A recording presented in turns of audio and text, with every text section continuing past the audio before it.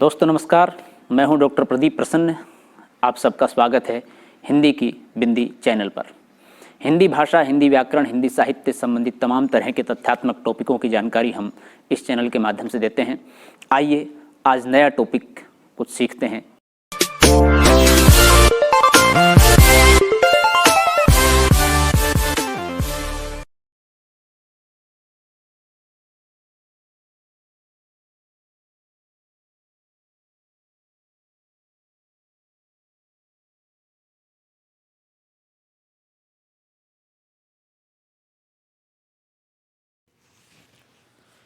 विद्यार्थियों, आज की वीडियो हम बना रहे हैं कक्षा 10 की हिंदी पुस्तक क्षितिज भाग 2 के पाठ 11 बाल गोविंद भगत, जिसके लेखक हैं रामवृक्ष बेनीपुरी।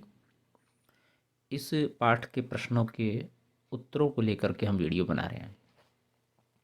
इससे पूर्व इस पाठ का हम वाचन कर चुके हैं, इस पाठ की व्याख्या, विश्लेषण, अर्थ, भाव समझा चुके हैं। वो वीडियो हम पहले बना चुके हैं। अब ये प्रश्न उत्तरों की वीडियो है। तो आइए हम शुरू करते हैं आज की वीडियो। आप देख रहे हैं हिंदी की बिंदी चैनल। पहला प्रश्न, खेती बाड़ी से जुड़े गृहस्थ बाल गोविंद भगत अपनी किन चारित्रिक विशेषताओं के कारण साधु कहलाते थे? उत्तर है उनमें लालच बिल्कुल नहीं थी, वे दूसरों की चीज़ नहीं छूते थे, वे दुख व सुख में समान व्यवहार करते थे, वे कबीर के आदर्शों पर चलते थे, वे कभी झूठ नहीं बोलते थे। तो ये वो विशेषताएं हैं जिनके कारण बाल गोविंद भगत को साधु कहा जाता था। दूसरा प्रश्न है, भगत की पुत्रवधू उन्हें अकेले क्यों नहीं छोड़ना चाहती थी? उत्तर है, भगत की पुत्रवधू उन्हें अकेला नहीं छोड़ना चाहती थी क्योंकि अब इस दुनिया में उसके सिवा भगत का और कोई था भी नहीं जो भगत की सेवा कर सके, क्योंकि भगत का बेटा मर चुका था। अतः वो चाहती थी कि अब मेरी जिम्मेदारी है इनकी सेवा करना, इनकी देखभाल करना। वृद्ध हो गए हैं। लेकिन भगत ने उल्टा ये सोचा कि मैं तो वृद्ध हूँ, मेरा जीवन जैसे तैसे व्यतीत हो जाएगा, लेकिन ये युवा अवस्था में, अतः इसे अपने घर जाना चाहिए और दूसरा विवाह कर लेना चाहिए। तो एक दूसरे की देखभाल, एक दूसरे का समर्पण यहाँ पर प्रकट होता है। प्रश्न नंबर 3 है, भगत ने अपने बेटे की मृत्यु पर अपनी भावनाएं कैसे व्यक्त की? उत्तर है, भगत ने अपने बेटे के शव को चटाई पर लेटा दिया तथा वह कबीर के भजन गाने लगा। वह अपनी पुत्रवधू से कहने लगा कि यह शोक का नहीं बल्कि उत्सव मनाने का समय है। बिछड़ी हुई आत्मा अपने प्रियतम ईश्वर से जा मिली है। प्रश्न नंबर 4 है, भगत के व्यक्तित्व और उनकी वेशभूषा का अपने शब्दों में चित्र प्रस्तुत कीजिए। उत्तर है, भगत जी एक गृहस्थ आदमी थे, परंतु उनमें गुण सारे साधुओं के ही थे। वह कभी झूठ नहीं बोलते थे, कभी किसी की चीज़ नहीं छूते। वे ठंड के मौसम में भी प्रातःकाल ही गंगा स्नान करते, उसके बाद कबीर भजन गाते रहते। भगत जी गले में तुलसी के जड़ की माला पहनते थे। वे सर में कबीर पंथियों की तरह टोपी पहनते थे। वे कपड़े बस नाम मात्र के ही पहनते थे और ठंड में बस एक काला कंबल ओढ़ लेते थे। यानी कि एक सादा दिनचर्या, सादा जीवन उनका था। 5वां प्रश्न है, भगत की दिनचर्या लोगों के अचरज का कारण क्यों थी? उत्तर है, भगत की दिनचर्या लोगों के अचरज का कारण इसलिए थी क्योंकि वह अपने नियमों का कड़ी प्रकार पालन करता था। कितनी भी भीषण ठंड हो, मगर वह सुबह गंगा स्नान के लिए जरूर जाते थे। वह खेतों में अकेले ही काम करते थे तथा कबीर के गीत गाते रहते थे। वे विपरीत हालातों में भी अपनी दिनचर्या में कोई बदलाव नहीं लाते थे और ये नियमित था उनका, चाहे बारिश हो, सर्दी हो, गर्मी हो, किसी भी तरह का मौसम हो। अगला प्रश्न है, पाठ के आधार पर भगत के मधुर गायन की विशेषता लिखिए। उत्तर है, भगत जी बहुत मस्ती से गीत गाते थे। वे कबीर के गीत गाते थे। उनका गीत सुनकर सभी मंत्रमुग्ध हो जाते थे। गांव की औरतें फिर वही गीत गुनगुनाती रहती थी जो एक बार भगत जी के मुख से सुन लेती थी। अगला प्रश्न है, कुछ मार्मिक प्रसंगों के आधार पर यह दिखाई देता है कि भगत प्रचलित सामाजिक मान्यताओं को नहीं मानते थे। पाठ के आधार पर उन प्रसंगों का उल्लेख कीजिए। उत्तर है, भगत ने बिना किसी कर्मकांड के अपने मृत बेटे का श्राद्ध किया। भगत ने अपनी पुत्रवधू द्वारा अपने मृत बेटे को मुखाग्नि दिलवाई। भगत ने अपनी पुत्रवधू को दूसरी शादी करने का आदेश दे दिया।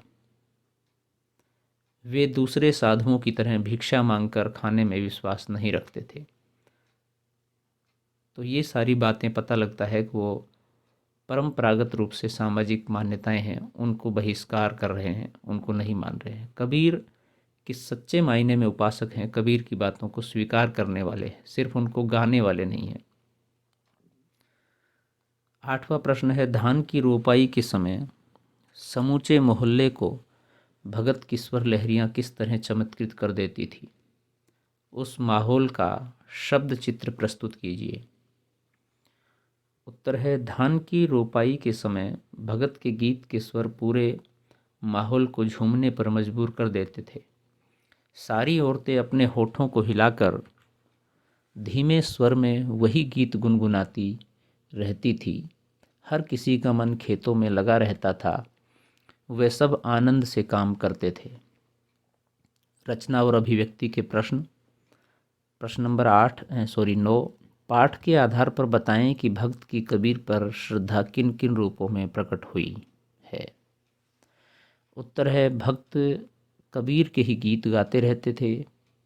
भक्त कबीर पंथियों की तरह सर पर टोपी डाले रहते थे। कबीर ग्रस्त होकर भी सांसारिक मोह माया से मुक्त थे, ठीक इसी तरह के भक्त जी भी थे। कबीर का मानना था कि मृत्यु के द्वारा ही आत्मा परमात्मा से मिल सकती है तथा यह आनंद का विषय है। भक्त जी ने भी अपने पुत्र की मृत्यु पर किसी प्रकार का कोई शोक प्रकट नहीं किया, बल्कि उत्सव मनाया कि आत्मा परमात्मा से मिल रही है। तो ये सारी बातें भक्त को कबीर का अनुयायी सिद्ध करती हैं।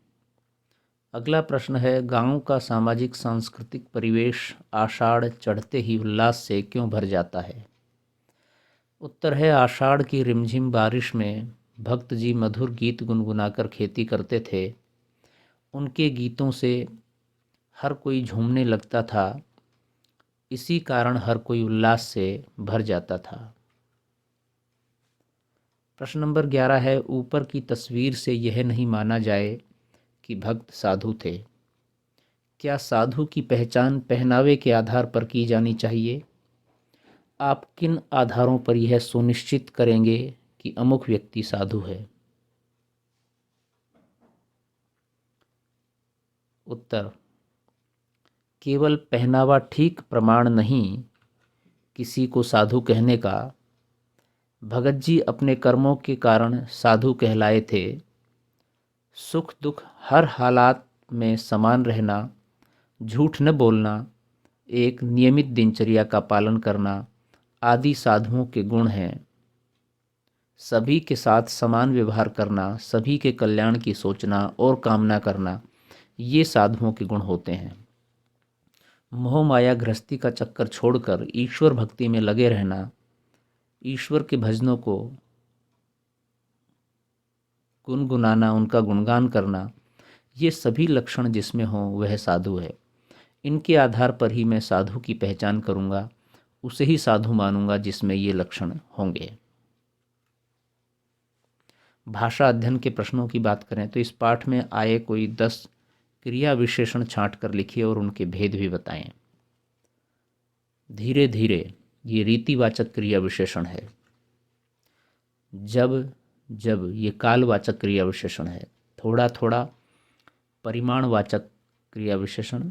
उस दिन भी संध्या कालवाचक क्रिया विशेषण। बिल्कुल कम परिमाणवाचक क्रिया विशेषण, सवेरे ही कालवाचक क्रिया विशेषण, हर वर्ष कालवाचक क्रिया विशेषण, दिन दिन कालवाचक क्रिया विशेषण, हंसकर रीतिवाचक, जमीन पर स्थानवाचक। अब देखिए इसमें जैसा भाव प्रकट हो रहा है उस तरह से हम उस विशेषण को पहचान सकते हैं, उनसे प्रकट हो जाता है कि ये किस तरह का विशेषण है। दिन दिन यानी कि ये काल, समय का पर्याय है, समय को बता रहा है। हंसकर यानी कि एक भाव बता रहा है, रीति बता रहा है किस तरह की है। जमीन पर ये एक स्थान को सूचक कर रहा है, अतः स्थानवाचक हुआ। तो विद्यार्थियों, ये थी आज की वीडियो। आपको कैसी लगी हमें ज़रूर बताएं। यदि अच्छी लगी हो तो लाइक करें, शेयर करें, कमेंट्स करें और हिंदी की बिंदी चैनल को सब्सक्राइब करना न भूलें और बेल आइकॉन को भी दबा लें ताकि सभी प्रकार की वीडियो की सूचना आप तक पहुंच जाए। वीडियो आपने पूरी देखी, इसके लिए आपका बहुत बहुत धन्यवाद। यदि आपके मन में कोई सवाल हो इस वीडियो को लेकर के या अन्य किसी टॉपिक को लेकर के, तो आप कमेंट्स के माध्यम से बताइए, हम उसका समाधान करने का प्रयास करेंगे। आज के लिए इतना ही।